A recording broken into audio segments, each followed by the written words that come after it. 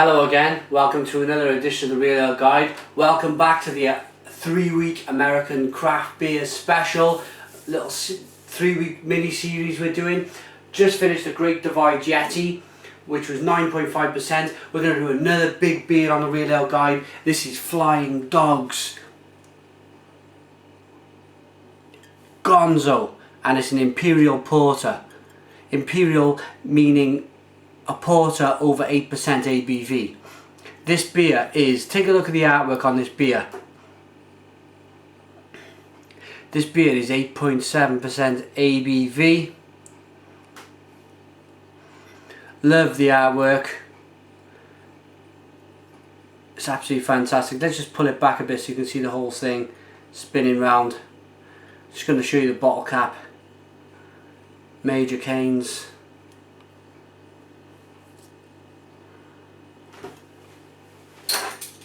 And with the BB Barfly bottle opener, let's get this baby open. Now then. Wow.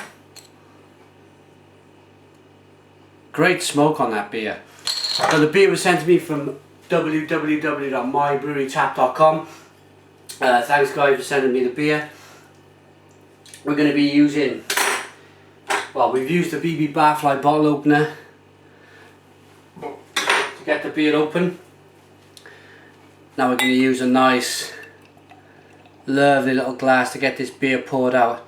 Now I don't know how this is going to stack up against the Great Divide Yeti, but straight away that it's got a much bigger head than that beer. That is a big 2-finger head there, maybe a bit more. Not as dark as a head. The head is like a light caramel colour, very light brown. Nice consistency to the bubbles on this beer. I think it's the beer is darker itself, but the head is lighter. There is carbonation, but it's quite hard to see because the beer is that dark. It's more or less pitch black. Let's see if I can get the rest of this beer in this glass for you. Nearly there. While we're there, let's see what this beer is brewed with.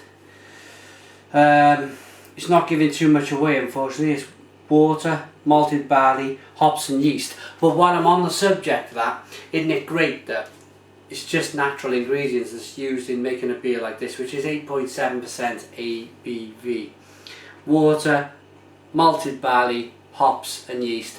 That's it. No artificial colourings, no preservatives, none of this junk.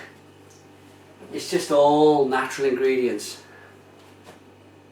I love craft beer. I love real ale. I wouldn't be doing it if I didn't. And most of all, what I want to see happen over the next year to 18 months is finally, with your help on YouTube, we need to keep building the viewing figures, not just on my channel. I'm not just looking for my channel, the viewing figures to go up. Watch beer every time you see one of these multinational adverts on the television advertising their multinational lagers. I want you to turn the TV off. I want you to go to YouTube, and I want you to watch a good beer instead.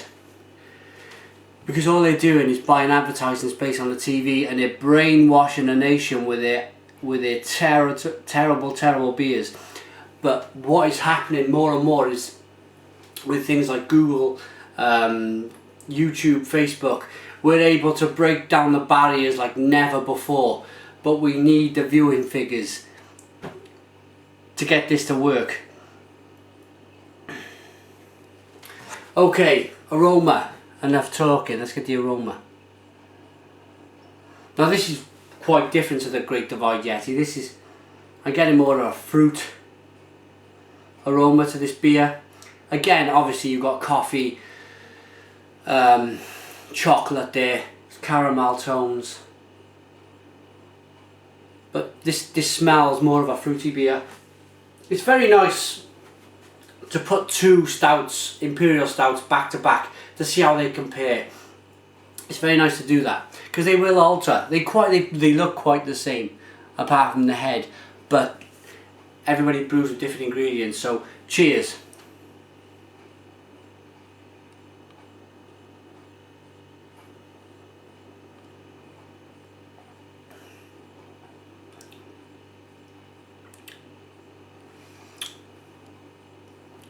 Now that is different. That is different. I tell you where that fruit's come from straight away. That fruit has come from the yeast. That is the brewer's yeast used in there. I can tell straight away. The reason why I can tell is because I've probably had something very, very similar before. And believe it or not, I was with Bill Dobson at Brains in Wales. And I don't know if you've seen the video, check it out. Brains Brewery Tour. It's the one with him with all the great big brewing vessels. But he let me taste the yeast, and I can overwhelmingly. I've never been able to do this before, but overwhelmingly, this tastes very, very, very similar. The fruitiness of this beer, because the yeast was very, very fruity.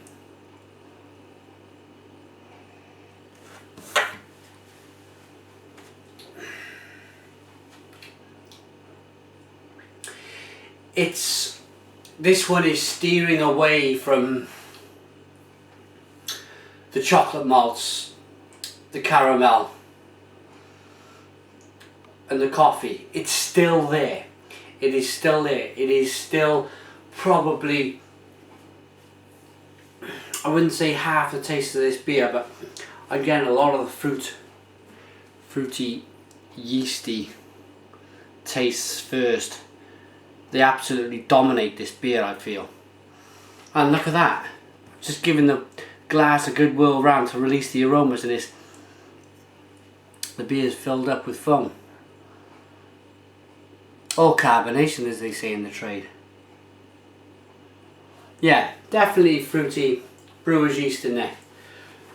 I'm just going to see if there's anything while that settles down. Pardon me. There's not too much I can say about this beer because there's not too much written about. It says it's a World Beer Cup Gold Award. It's an American style Imperial Stout and it's a 2008 Gold Award there. The IBUs, importantly, now that is staggering. That is staggering. Now, the IBUs on the Great Divide Yeti was 75. The IBUs on this are 85, but I thought the Yeti was a bitterer beer. I thought the bittering levels on the Yeti were more than this. That's quite surprising to say that's 85 IBUs, in my opinion.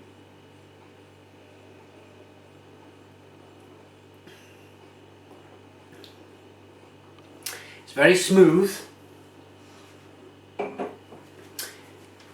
It's not as thick as the Divide, the Yeti. It's not as thick as the Yeti either. I think it's, well, look at it. What I'm trying to say here is we're nearly 9 minutes in. I probably talked for the first 5 minutes. So it's taken me 4 minutes to drink nearly the whole bottle. So what I'm trying to say is I think this is more of a drinkable, quaffable beer. I'm not sure if I preferred it, but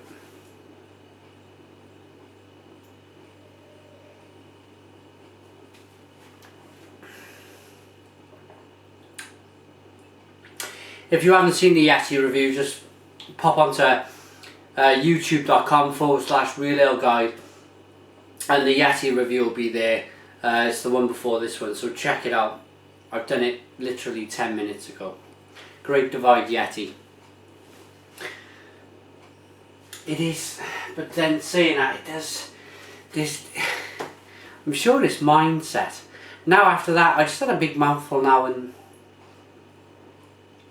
it did appear to be a little bit more, it was very, very bitter, that mouthful I just had.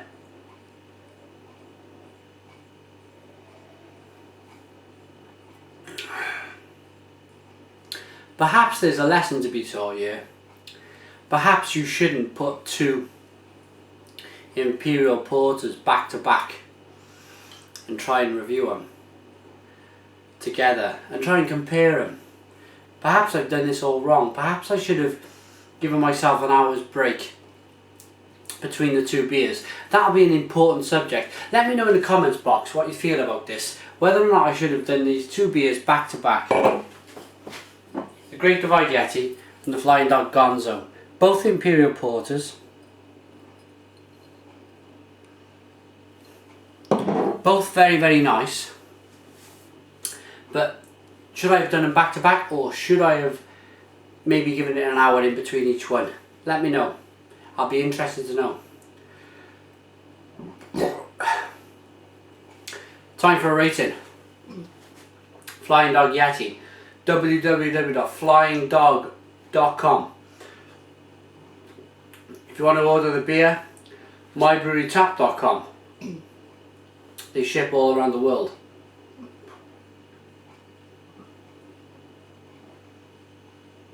Just getting the aroma. It's a top beer. But notice the lacing. The lacing isn't as... You can tell straight away it's not as thick. The beer isn't as thick as the Yeti.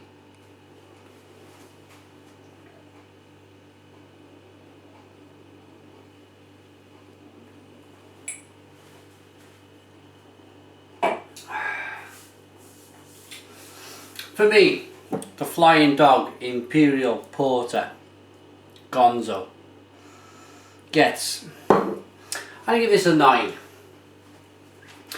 9 out of 10. It's very good, it's very quaffable, it's very drinkable.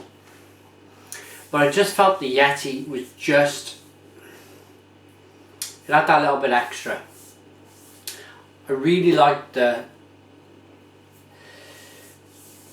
IPA bit about the Yeti. I really like that.